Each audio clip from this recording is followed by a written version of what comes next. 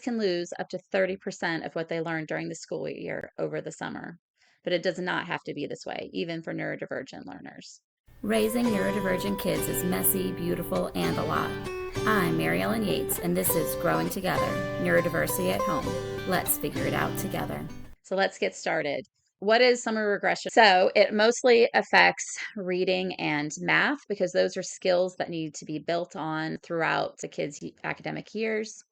And this is often caused by reduced access to structured learning and experiences and enrichment during the summer. So, who does it mostly affect? It mostly affects young learners, especially the kindergarten through third grade. These kids are learning foundational skills and they build on these skills, and they need a lot of practice to really have these skills solid. So, they often will lose these skills during the summer. It can also affect kids that are neurodivergent because their routine and structure has changed. And this can be hard for them. And then it can also be hard when they go back to school, having to try to regain all of that. It creates a lot of mental load to regain that structure. And then also the academic piece, it can be hard. This definitely affects my household. My 10-year-old has some learning struggles, and then my 6-year-old just finished first grade, so they need all the practice they can get. Studies show that 20 to 30% of their academic skills can be affected during the summer. This mostly affects reading and math. And this loss can accumulate over time. Teachers in the beginning of the year, they'll try to review some things to get people back up to speed, but a 20 to 30% loss is a huge chunk of the school year. And so there might be things that they miss. And when you're losing 20 to 30% every year, parents and teachers will start noticing gaps later on, especially if it doesn't get addressed. So, why does this happen? It happens because they are having a lack of practice and exposure to things that keeps their brain muscle strong. So it's just like any other muscle in your body. If you do not exercise it for 2 months, it's going to be hard to exercise it. So I like to walk every day. So if I took 2 months off, I would have lack of motivation to do it because I've gotten used to not using those muscles. It's going to be harder. The walk is going to be probably slower. It's going to be harder. It's not going to be as enjoyable because I'm going to be having to work harder. I'm going to have to develop that routine all over again and develop those muscle memory and just the mental energy to keep that in my routine. I'm going to go back. Like, I'm not going to be at where I was 2 months ago. I'm going to have to reuse those muscles to get there. So the same thing happens for the brain, especially for those that struggle and that are young. They also can have gaps in their fine motor skills like writing and scissor work. So, what can we do about this? These are some suggestions that can help all kids, but definitely neurodivergent kids as well. I'm thinking of my own kids when I suggest these things. Keeping your daily routine as normal or as regular as possible. I know everyone's like, oh, it's the summer. I just want to relax and not do anything. But again, it's going to be harder. Like, you've built all year, you built this routine and you finally got it the way you want it. And then you're going to have 2 months of not having that routine. You're going to have to start over. And I don't know about you, but routines are really hard and they're so important once you get them to work because they really make your life so much easier. So for us, we have the advantage of having a lot of therapies and appointments, so it helps us stay in a pretty regular routine just with the expectation that we'll still be going to these appointments. But also, I'm going to be keeping it light during the summer with their academic expectations. This year, I created calendars for them where they have their task that they're expected to do each day. Now, these calendars are supposed to be teacher light. So I'm not supposed to be doing much with this because I need the summer to work on my own projects and things that I've been putting off. I need to have the mental load off for me for the summer. So these calendars help so I don't even have to think about what they need to do. It's right there. And then I just assist where I need for a minimal amount of time. Visual schedules help in general because it helps reduce their anxiety. It helps them know what their expectations are. And I tend to get less resistance when I have these visual reminders. I do have to say that the first week, they are the most reluctant, but then once they understand it and get in the flow of things, things go a lot easier. So, okay, so let's start with my calendar for my second son who just finished first grade and is going into second grade. I made a calendar on Google Documents and I just made a table to fill in the information. I made a heading and I had the information about what the words meant in the calendar so that they would know what they were expected to do. So I have math, which is Math Mammoth Review Workbook. Math Mammoth gave PDFs for the review books, and so I was able to grab that for free. And then read for 10 minutes, and then our religious study that we get from Mindful Heart. And then we have math puzzles that we get from Beast Academy. And then we have writing. I have his blue cursive book, which is from Handwriting Without Tears. The first half of the book practices their printing skills, and the second half, he learns how to do cursive. And then I have V puzzles, which means first grade vocabulary puzzle workbook. And he just does a page of that each day, and the puzzles change each day. I think my mom gave it to us and she got it from Ollie's. So that's what we're using. He's getting some math and some reading in and some writing and mixed in with some fun. I have things scheduled Monday, Tuesday, Wednesday, Thursday. I have Friday off because we often do play dates or do fun activities. And so I want our summer to be fun and not trying to squeeze it in. But they also, if they miss out on some of these things during the week, they can finish it on Friday. He just crosses off what he does as he does it. So then he knows when he's done. So he's reading for 10 minutes. He's doing a math worksheet. He's doing his religious study, which for his age, we read a scripture and then he's tracing the scripture. And there might be a little grammar activity to do also. He also has the vocabulary puzzles and he just does a page. On Thursday, he has math puzzles from Beast Academy. So he can do a page or a few of them. A lot of times they like the puzzles and so they do quite a bit. And that's great. And then he gets 10 minutes of some type of screen time after he completes his schoolwork, just like he does during the school year. So it keeps that rhythm going and keeps him motivated because that's something that's really important to him.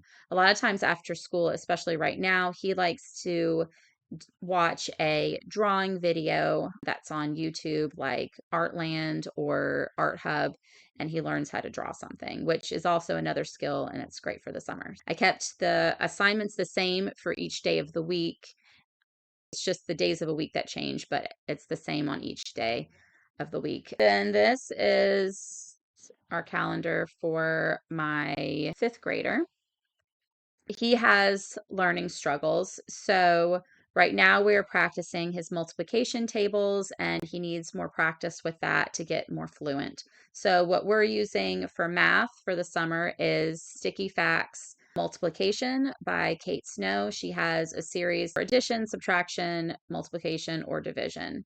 And each one is its own book. And so you do a multiplication game, and then she has worksheets that you do that are pretty quick. So he does his math. And then for reading, for his age, really, he could be doing 30 minutes, but he has dyslexia. And so he does fatigue quite a bit. And so I'm having him do 20 minutes, but then he also has to do a post-it with that. And I got this idea from Rooted in Language. If you need any language arts assistance, I definitely recommend you checking them out. So for each chapter that he reads, he has to do 3 facts and a feeling on a post-it note, and then he sticks it at the end of that chapter. And then that will help him get a little more writing in because writing is hard, but it's bite size. And then also it will help him with his comprehension skills as well. And then he also has the religious study workbook that he does like his brother, but for him, he is doing copy work where he is writing the scripture in cursive to practice his cursive skills. And then he also has a grammar activity as well. And then for math puzzles, he's also using Beast Academy puzzles and he's just doing the same puzzles as his brother. And then writing, we're doing EIW. We're using the third grade workbook. And so it's just a short video and then it has workbook lessons recommended. They're very bite-sized, incremental, step by step, which is what he needs for his learning. So he just does the video, or maybe not the video if there's no video that day, and lesson. And then writing projects, he's doing a language arts assignment or writing a letter to a friend. So my kiddos have a lot of appointments. And so there's 2 days a week for each of them. I have appointments that go for an hour, and the other kid is just sitting there waiting for them during that appointment. So during that time, I will continue language arts during that time. So with that, there could be a writing project that we're working on, and he would be using that project for his writing project. Or if we have no writing projects right now in the language arts lessons, then he would just be writing to his friend and doing a full letter in letter format and addressing the envelope and mailing it off as well, the whole process. But letters often take a couple of days. It's not something that he's going to finish in one day. And the writing project might take multiple days. So that is our plan. And then you can see for Monday, he has reading, math, and then the scripture study. The writing can be a lot with the copy work. So that's all he has to do that day. And then on Tuesday, it's reading, math, and the religious study again. This is just finishing up what he has to do. Usually he has to draw a picture and write a sentence about what he learned and a couple more other things. So it's not as writing intensive. So he also has part of the writing project that day too. Then on Wednesday, there's reading, math, and then he's doing his EIW lesson. And then on Thursday, he's reading, he's doing math puzzles, and he's working on whatever his writing project is. And then it goes the same each week. On Fridays, he's going to be working on anything he hasn't finished up during the week, or we're doing, play dates and fun things on Fridays too. So that's what his calendar looks like. So another thing they can do during the summer is visit the library. A lot of libraries have summer reading programs, and other places might have summer reading programs as well. We chose Barnes and Noble this year for a summer reading program. So let me show you what their requirements are. And you just have to read 8 books, and then they have to log it in their journal. And then in the months of July and August, they can bring their journal to a Barnes and Noble, and they can pick out a book from this list. They have a list for first grade. You can see third grade and in fourth grade, and then fifth and sixth grade. At the bottom, they write down their information. And then the journal looks like this. Very simple, one page. They put down the title and the author of their book, and then they write a sentence about what their favorite part was. So this was his first book that he read. He'll just do the same for all of this, and then he'll pass it in. That easy. And another opportunity for him to have to do a little bit of writing. I try to sneak in as much writing as I can throughout to help him with that skill. So also you can incorporate academics into daily activities. Like during snack time, negotiating snacks. Oh, I want this many crackers. Okay, let's count it. Or, oh, I have this much and I need to give each of you an even amount. How much do I give each of you? Or I've given this amount, how much do we have left? Easy to incorporate in. And most homeschooling parents probably already do this because we try to use any little opportunity we can to further them. Also, when you're going grocery shopping, they can find things in the grocery store by reading. They can add the cost. They can navigate through the store, or they can just help you with the skill and learn how they would need to go grocery shopping. Cooking is great for science and math. You have to do things in a sequential way for it to come out properly.